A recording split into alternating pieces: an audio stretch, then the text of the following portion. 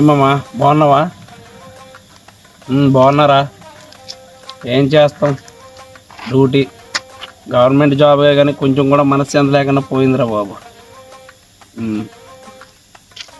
సరే మామ, ఇంకేంటి మరి? చెప్పరా మామ, ఏది చేస్తాంరా.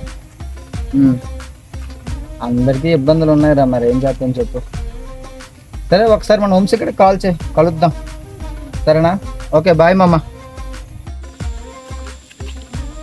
చెప్పరా, ఏం చేస్తున్నారా? కలుద్దాం లేరా.